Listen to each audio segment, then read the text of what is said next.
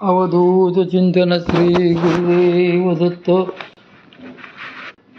आपण आज परमपूज्य श्रीदादा लिखित जो संती बसवेला ठावो हे पुस्तक नवीन पुस्तक वाचनास घेतले आहे. यात श्री ज्ञानेश्वरीचे अध्याय 6वा अभ्यास योग हा आपल्या सर्व साधकांकरता अभ्यास पुस्तक वाचण्याचा प्रयोग हा आहे. प्रवचन पहिले. वैराग्यासी दुडिव चढे सुची देशे प्रतिष्ठाप्य स्थिरमासनमात्मना नात्युच्छित्तं नातिनीचं शैलाजिनकुशोत्तरम. श्रीमद भगवद्गीतेच्या 6व्या अध्यायातील या 11व्या श्लोकावर सद्गुरू भगवान श्री ज्ञानेश्वर माऊलींनी केलेल्या भाष्याचे आपल्याला क्रमशः व यथामती चिंतन करायचे आहे. या श्लोकाच्या भाष्यातील त्यांची पहिलीच ओवी आहे. तरी विशेष आता बोलिजेल परी ते अनुभवे उपयोगा जाईल म्हणून त्याचे एक लागेल स्थान पाहावे. या ओवीचे चिंतन आपण यापूर्वीच्या 2 प्रवचन सेवांच्या निमित्ताने यथाशक्ती केलेले आहे. श्री माऊलींनी प्रस्तुत ओवीत अभ्यासयोगाच्या साधकांकरता स्थान कसे असावे या संदर्भात आपण आपले विशेष मत मांडत असल्याचे सांगितलेले आहे. मात्र ते त्याप्रमाणे साधनेचा अनुभव घेऊ इच्छिणाऱ्या साधकांच्याच उपयोगाचे आहे असे ते आवर्जून सांगतायत. साधना स्थानाचे महत्त्व श्री माऊलींनी येथे विशेषत्वाने म्हटलेले आहे की म्हणूनही त्याचे एक लागेल स्थान पाहावे. त्यांनी यातून हे निश्चितपणे सांगून ठेवलेले आहे की साधनेला बसण्याकरता जे स्थान निवडायचे ते नेहमी एकच असले पाहिजे. नाहीतर एखाद्याला वाटेल की आज या जागेत छान वाटते आहे, उद्या दुसरीकडे बरे वाटते आधी असे या जर रोज त्याने आपले साधनेचे स्थान बदलले तर ते श्री माऊलींना अभिप्रेत नाही. त्यानंतर ते पुढे सांगतात की जे तारुणकेचे कोडे बैसलिया उठो नावडे वैराग्यासी दुडी बचडे देखील आजे.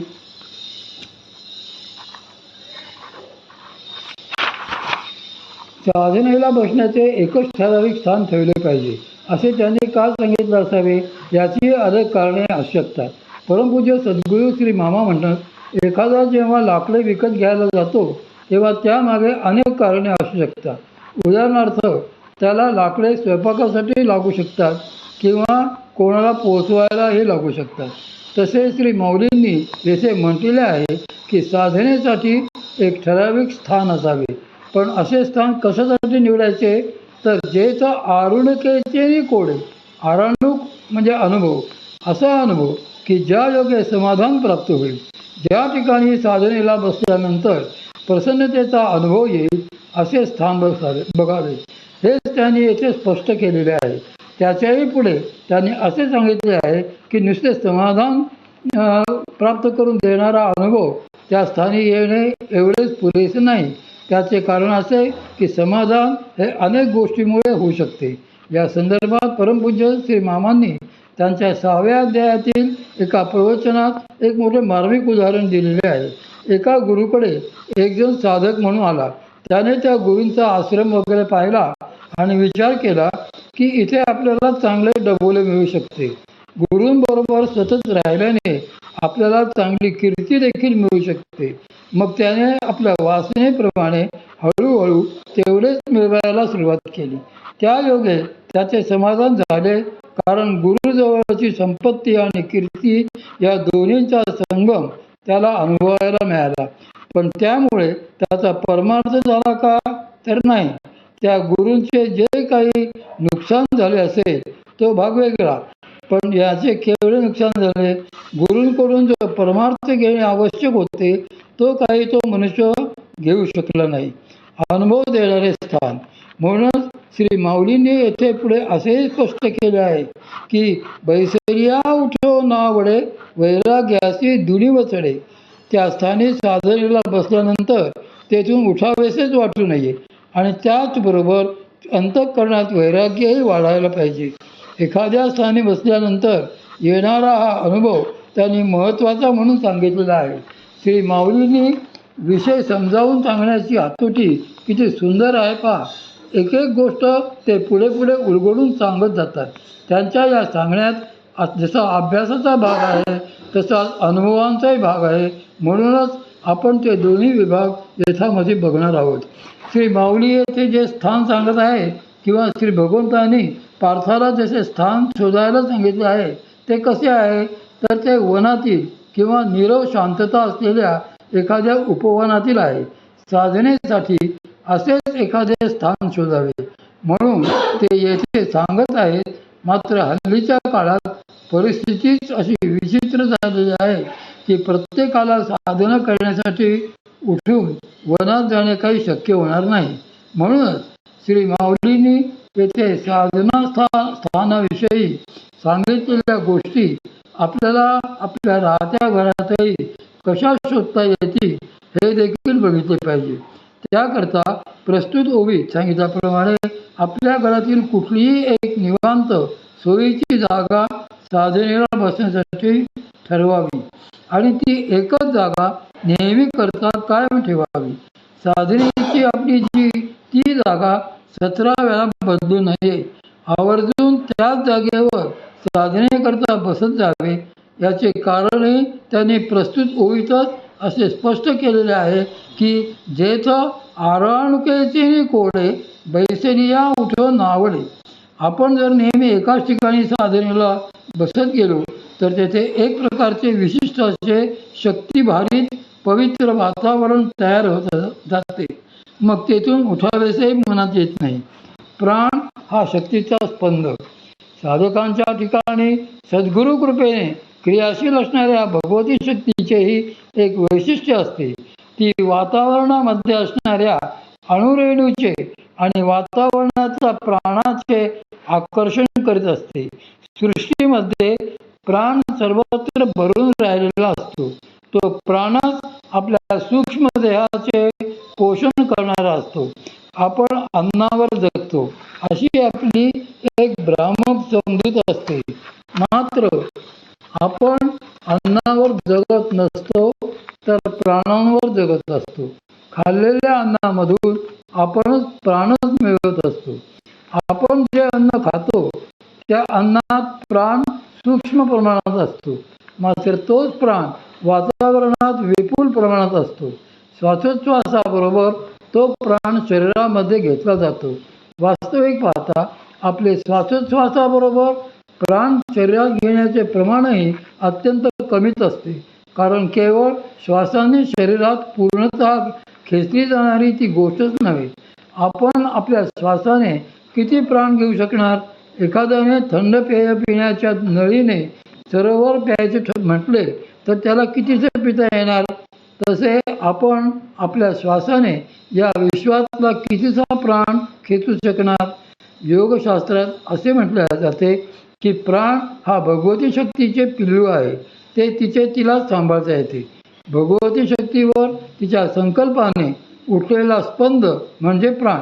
गायीचे वासरू जसे त्या गायीकडेच धावत जाते तसा तो प्राणही भगवती शक्तीकडेच धावत जातो.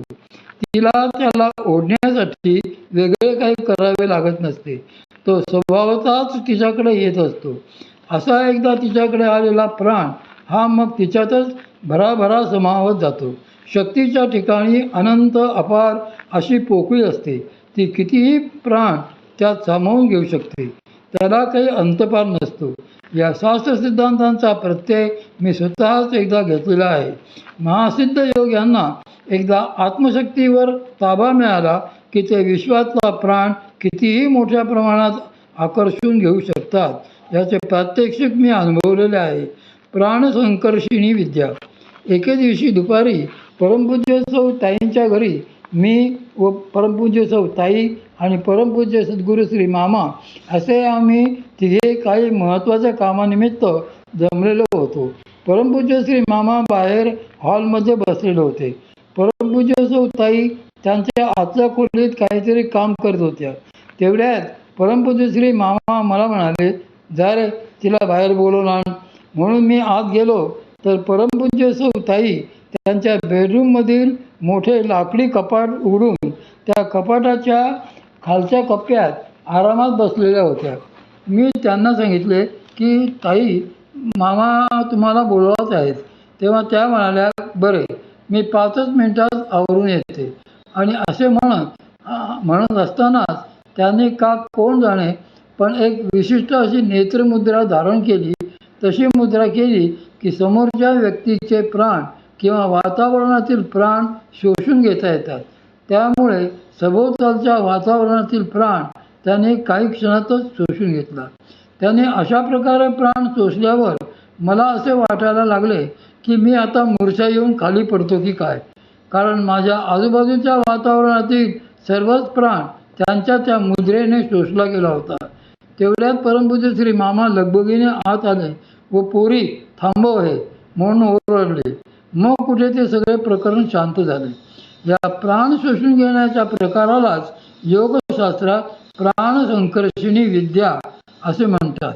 ती विद्या परमपूज्य श्री मामांना पूर्णपणे अवगत होती व त्यांनीच ती परमपूज्य सौ ताईंनाही शिकवली होती. हिमालयातील त्यांच्या वास्तव्यात ते त्या विद्येचा प्रयोग प्रसंगी करीत असत. प्राणसंकर्षणाचा उपयोग. एकदा असेच ते तपश्चर्येकरता हिमालयात गेलेले असताना तेथे एका वृक्षाची भली मोठी ढोली त्यांना दिसली. ती सुरक्षित आहे असे बघून ते त्या ढोलीत शिरून आत आसन लावून बसले. त्यांनी मग योग सामर्थ्याने ती ढोली आतून बंद करून घेतली. त्या जागेत जे ते सलग 15 दिवसापर्यंत प्राणांचे संकर्षण करून बसलेले होते. असे प्राणसंकर्षण केले की त्या योग्याच्या आसपास जीवजंतू देखील येऊ शकत नाहीत, कारण त्यांना त्याचे प्राणच मिळत नाही. तिथल्या वातावरणातील सगळा प्राण त्या योगी महात्म्याने शोषलेला असतो. त्यामुळे त्या योग्याला निर्विघ्नपणे भगवत अनुसंधानात राहता येते. त्याचवेळी त्यांच्या स्वतःच्या शरीराचे पोषणही त्या प्राणांमुळे होत असते. दुसरा जीव त्यांच्या आजूबाजूला टिकू शकत नाही. अगदी सूक्ष्म जंतू देखील तेथे जगू शकत नाहीत. त्यामुळे त्यांच्या शरीराचेही अनायासे संरक्षण होत असते. प्राण जेव्हा त्या भगवतीकडे येतो तेव्हा तो तिच्याच आधारावर चैनीने राहतो. तो प्राण भगवतीपाशी पूर्णपणे पुष्ट होऊन राहतो. आपण जेव्हा साधना करत असतो तेव्हा ती भगवती काही प्रमाणात हेही कार्य करीत असते. सूक्ष्म शरीरात ती नाडी शुद्धी करीत असते आणि त्याच वेळी बाहेरच्या वातावरणातील आवश्यक असलेला प्राणही ती शोषत असते. बाहेरच्या वातावरणातील प्राण खेचून त्याद्वारे शरीरातील प्राणाला ती पुष्ट करीत असते. प्रथम प्राणांची शुद्धी. सामान्यतः आपल्या शरीरात असणारे प्राण हे मलिन दूषित असतात, ते शुद्ध नसतात. साधना काळात भगवती शक्ती ते प्राण शुद्ध करीत असते. जे सिद्ध योगी महात्मे असतात त्यांच्या ठिकाणचे प्राण शुद्धच असतात, पण तुमच्या आमच्या ठिकाणचे प्राण तसे नसतात.